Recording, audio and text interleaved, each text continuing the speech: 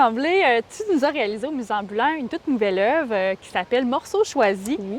En fait, c'est un parcours, on peut le dire comme ça. C'est 5 œuvres qui viennent ensemble dans un parcours en forêt. L'idée était de faire un projet de réalité augmentée en plein air. Disons, comment tu as pris la commande? Vous m'avez demandé, vous m'avez dit on veut mettre ça dehors, puis on veut mettre ça dehors en forêt, mais peut-être aussi un peu n'importe où. Fait que ça nous prend quelque chose qui va tenir la route dehors, qui va être solide. Mais il faut que ça se transporte bien, il faut que ça s'installe bien, puis il faut pas que ça brise. Il faut pas que ça brise la nature ou qu'est-ce qui est déjà là, qu'est-ce qui est déjà en place. Bien, je me suis dit, ah tiens, du tissu, il me semble que ça va être parfait pour faire ça parce que ça fait partie quand même de mes matériaux préférés, là. J'ai imprimé des œuvres, j'ai imprimé des dessins sur des tissus. Fait que je savais que le tissu, ça prend bien la forme d'un peu n'importe quoi. On peut le placer sur n'importe quoi. C'est très résistant, ça va tenir à l'eau. Puis tu t'es inspiré de quoi pour faire la série d'œuvres que tu nous proposes? Bien, en fait, je suis partie du Colidor que j'ai fait, qui était déjà une scène de forêt, d'enfants qui marchent dans la forêt.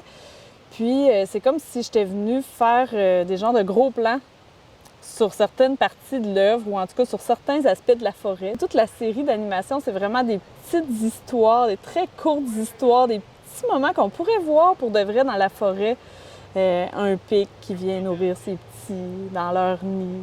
En réalité augmentée, on veut que ce soit une animation qui tourne, une petite boucle, Qui est en boucle, qui est assez courte, qui est assez rapide. J'ai beaucoup observé dans la forêt, dans des promenades, dans des balades, pendant les vacances, pendant l'été, pour essayer de trouver justement des petits gestes comme ça qui peuvent se répéter sans fin.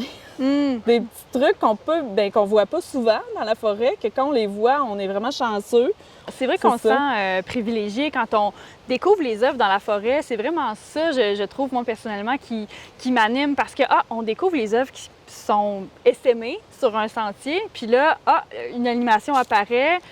On se rend compte pas tout de suite de ce qui se passe. On se demande qu'est-ce qu'il va faire, qu'est-ce que c'est quoi l'animal, tout ça, parce qu'il y a quand même beaucoup d'éléments qu'on est...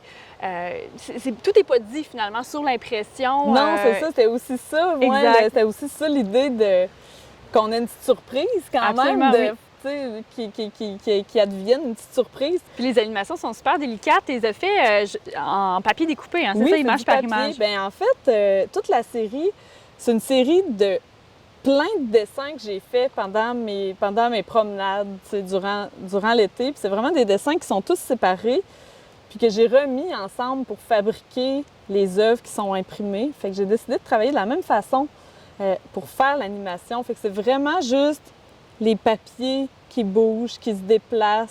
C'est vraiment juste... c'est une animation image par image, oui, faite à l'aide de photographie. Là. C'est des photos que j'ai prises, donc j'ai juste placé les objets. Déplacé un petit peu. C'est ça. J'ai repris une photo, j'ai redéplacé un petit peu, j'ai repris une photo.